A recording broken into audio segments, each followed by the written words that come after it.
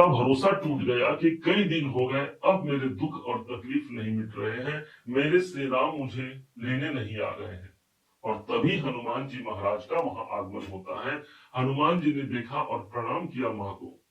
सीता मां ने कहा कि तू भी कोई दानव होगा, तू भी कोई छलिया होगा जिसे रावण ने भेजा है मुझे मनाने के लिए। तभी हनुमान जी ने कहा, राम दूत मैं मां तू जानकी, सत्य शपथ करुणा निधान की। मां, मैं आपका पता लगाने आया हूं, और जब इस बात की जानकारी प्रभु श्री राम को होगी तो वो सेना सहित आकर के ईंट से ईंट बजा देंगे इस लंका में और आपको लिवा कर ले जाएंगे। ठीक ऐसे ही हमारे जीवन में होता है। जब हमको लगता है कि सब कुछ अब समाप्त हो गया, सब कुछ अब खत्म हो गया, और तभी एक ऐसा असली खेल प्रारंभ होने वाला होता है जो सब कुछ बदल करके रख देता है। इसी बात की सार्थकता को सिद्ध करते हुए हम प्रवेश करने जा रहे हैं इस चार्ट में, जहां पर इस सितंबर के महीने में 7 ऐसे मोहरे हमको प्राप्त होने जा रहे हैं जो हमारे सभी कामनाओं की पूर्ति कर सकते हैं। या फिर क्या होने वाला है इसको बड़े बारीकियों से समझिएगा। 4 ग्रह आपको नजर आ रहे हैं इस चार्ट में, हमने लिखा हुआ है, और 3 ग्रह ऐसे हैं जो इस चार्ट में विद्यमान है। क्या और कैसे एक एक ग्रहों के प्रभाव को समझिएगा, ताकि आप स्वयं ये आश्वस्त हो जाएं कि कैसे अब एक बड़ा परिवर्तन या एक बड़े खेल की तैयारी रची जा रही है। सबसे पहले हम सूर्य को लेते हैं। सूर्य देव का प्रभाव ठीक धन के भाव पर, कुटुंब के भाव पर, हमारे स्पीच हमारी वाणी के भाव पर विद्यमान है। होना तो चाहिए बहुत अच्छा, क्योंकि अपने स्वयं के घर पर सूर्य देव है। परंतु यहाँ पर केतु देव पहले से कुंडली मार करके बैठे थे, और यहाँ पर एक योग बन गया, सूर्य ग्रहण योग। अर्थात यदि हमने मानसिक अशांति को देखा, हमने कुटुंब में कोई अशांति को देखा, या फिर आर्थिक परेशानियों से हम जूझ रहे हैं, तो एक अच्छी खबर यह है कि 16 सितंबर को सूर्यदेव अपने सूर्य ग्रहण के प्रभाव से मुक्त होते हुए ठीक प्रवेश कर जाएंगे तीसरे भाव पर, अपने परम मित्र बुध की राशि पर। और यहाँ हमको आर्थिक प्रगति के रूप में, क्योंकि यहाँ पर ग्रहण योग चला गया, हमको आर्थिक प्रगति के रूप में तो दिखता ही दिखता है, साथ में सूर्य तीसरे भाव हमारे कॉन्फिडेंस के भाव पर आ जाएंगे। सूर्य को राजा कहा गया है, तीसरा घर हमारा हाथ है, अर्थात इस समय पर हम खुल करके दान करते हैं और वो कॉन्फिडेंस हमारे अंदर विद्यमान होता है, जहां मुझे मेरे लक्ष्य तक पहुंचने के लिए यही राजा मेरा समर्थन करेगा। प्रबल योग कारक ग्रह बनते हैं। धन के स्वामी अपने से सेकंड हाउस पर रहेंगे, मतलब धन के भाव पर रहेंगे। आर्थिक लक्ष्य तक पहुंचने के लिए एक अच्छा समय होगा। दूसरे ग्रह के रूप में आते हैं बुध देव। बुध भी ठीक 16 तारीख को धन के भाव को छोड़ करके प्रवेश कर जाएंगे अपने स्वयं के मूल त्रिकोण राशि पर, अपने स्वयं के उच्चता को प्राप्त कर जाएंगे, ग्रहों के राजकुमार, जिसके हिसाब से भी देखा जाए तो तीसरे घर के स्वामी तीसरे घर पर मौजूद रहेंगे। साथ ही साथ इनके पास जो योग है वो द्वादश भाव के स्वामी है। तो कोई स्थान परिवर्तन करना चाहते हैं, कोई तबादला चाहते हैं, इस समय पर वो लाजमी हो सकता है। इन्वेस्टमेंट के लिए हम काम करते हैं, तीसरा घर हमारा हाथ है, 12वां घर हमारा दान है, इसलिए कोई ऐसे दान हम कर सकते हैं। खास करके इस समय पर आप चाहें तो बुद्ध का दान जरूर कीजिएगा। हरे मूंग, जो हरा मूंग होता है, इसे किसी को दान कीजिएगा। खास करके यदि कोई किन्नर मिल जाए, या फिर किसी गणेश जी के मंदिर में आप गणेश जी की सेवा करते हुए हरे रंग का दान कीजिएगा, दुर्वा अर्पण कर सकते हैं। इससे हमको इस बुद्ध का सुप्रभाव मिलता है, और यही बुद्ध हमारी वाणी है, यही बुद्ध हमारा एजुकेशन है, और यही बुद्ध हमारा व्यापार है। अर्थात उन सभी क्षेत्रों पर हमको प्रसन्नता इस बुद्ध के माध्यम से मिलेगा। उससे भी बड़ी बात हो गई सूर्य बुद्ध का बुधादित्य राजयोग मुझे मेरे कॉन्फिडेंस को मेरी बढ़ोतरी करेगा, जो मेरे तीसरे भाव पर उत्पन्न होगा। तीसरे ग्रह के रूप में जो प्राप्त होंगे वो है मंगल। मंगल की स्थिति कहा जाए तो एक सही समय पर मंगल वास्तव में आ ही नहीं पा रहे हैं। इसके पहले भी देखा जाए तो यहाँ कोई अच्छी स्थिति नहीं थी कि ये सूर्य के संग में सूर्य ग्रहण योग पर थे। उससे पहले देखा जाए तो आपके अपने राशि पर थे, जहां पर शत्रुता देखने को मिली। लेकिन अब एक ऐसा समय प्रारंभ होने जा रहा है जहां पर अपने प्रबल शत्रु के राशि, बुद्ध की राशि को छोड़ करके ये ठीक 13 सितंबर को प्रवेश कर जाएंगे अपने सम मित्र की राशि पर। यहाँ भी प्रवेश करने को इनके बहुत प्रबलता मित्र नहीं है, लेकिन हाँ कम से कम सम राशि पर ये आ जाएंगे। अब यहां से इनकी दृष्टि स्वयं अपने ही घर पर पड़ेगी ना। चतुर्थ भाव पर मंगल देव विद्यमान रहेंगे, ये यहाँ पर स्थान मिल गया, और इनकी जो दृष्टि है वो कैरियर के घर पर पड़ेगी।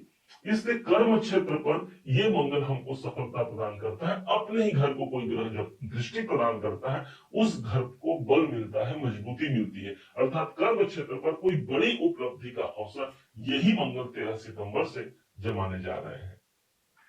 अगले ग्रह के रूप में हमको प्राप्त होते हैं शुक्राचार्य जी। शुक्र वो ग्रह बनते हैं जो कर्क राशि के सदैव के लिए लाभेश है।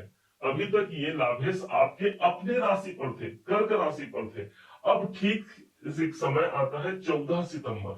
14 सितंबर को यही शुक्राचार्य आपके अपने राशि को छोड़ करके प्रवेश कर रहे हैं आपके धन के भाव पर। कॉम्बिनेशन बनाइए जरा, एक तरफ लाभेश लाभ और एक तरफ धन भाव पर जा रहे हैं। दोनों को जोड़ दिया जाए तो क्या निकलेगा? धन लाभ। अर्थात कोई आर्थिक प्रगति के लिए हम तैयारी कर रहे हैं, उस पर कोई मोहर लग सकती है। कोई धन से संबंधित कोई काम करना है, कहीं से कुछ प्राप्त करना है, उस पर एक अच्छा काम होगा, क्योंकि लाभेश धन भाव पर उपस्थित रहेंगे, अर्थात बड़े लाभ बड़े इनकम के दायरे यहां से जुड़ सकते हैं। अब 3 ग्रह जैसे हमने पहले ही बताया था यहां विद्यमान है। सबसे पहले ग्रह जो लेते हैं जो आपके सबसे निकट है, और वो है राहु। अष्टम भाव पर राहु है।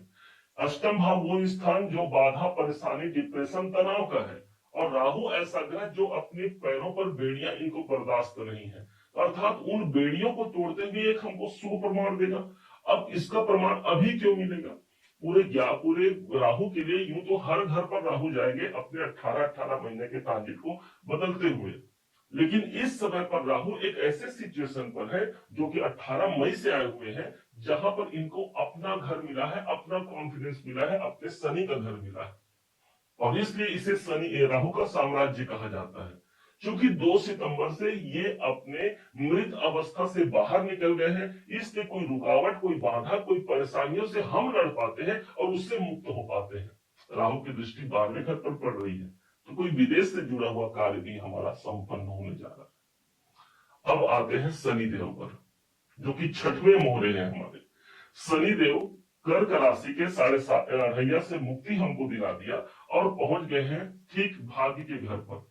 शनिदेव जिस स्थान पर होंगे वहां पर विलंब होगा, लेकिन ये बात हमेशा कही जाती है कि शनि देव जहां पर विद्यमान होंगे उस भाव पर कभी भी हमको ऐसा नहीं देखने को मिलेगा कि उसका फल हमको फलीभूत नहीं हुआ।